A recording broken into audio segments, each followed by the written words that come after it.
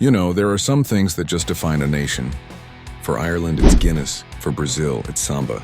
But for Lithuania, a country of less than 3 million people, it's basketball. It's not just a sport, they call it their second religion. But how did this tiny Baltic nation become a global basketball powerhouse? The story begins back in the 1930s. A Lithuanian-American pilot, Steponas Darius, brought the game back to his homeland. But the real game changer was another Lithuanian-American, a man named Frank Lubin, or Pranas Lubinas. He was a 6'7" giant for his time, an Olympic gold medalist with the USA in 1936. The very next year, he came to Lithuania to coach and play. And what happened? Boom. Lithuania, a country that barely knew what a basketball was a few years prior, hosted and won the 1937 Eurobasket Championship. The nation was electrified. They did it again in 1939, defending their title in their brand new Kaunas Sports Hall, the most modern arena in Europe at the time. They were the undisputed kings of European basketball. Then darkness, World War II, and the Soviet occupation.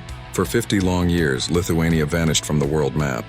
Their best players were forced to play for the Soviet Union's Red Army team.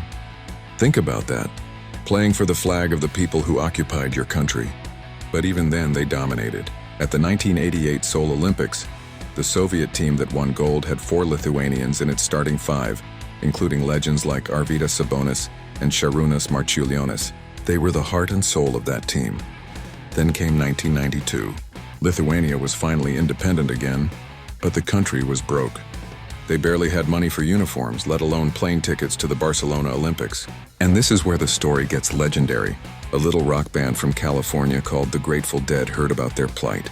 They were so moved by Lithuania's story of freedom that they sent a check and, even more famously, a set of tie-dye warm-up kits.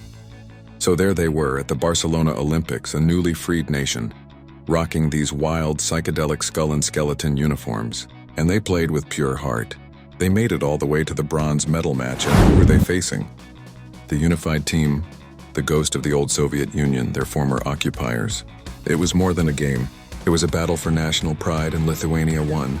The image of them celebrating on the podium in those tie-dye shirts became a global symbol of freedom and resilience. That's why they're so famous. They're not just a team, they're a story of hope. So how are they doing now? The golden generation of Sabonis and Marčiulionis has retired, but the fire never died.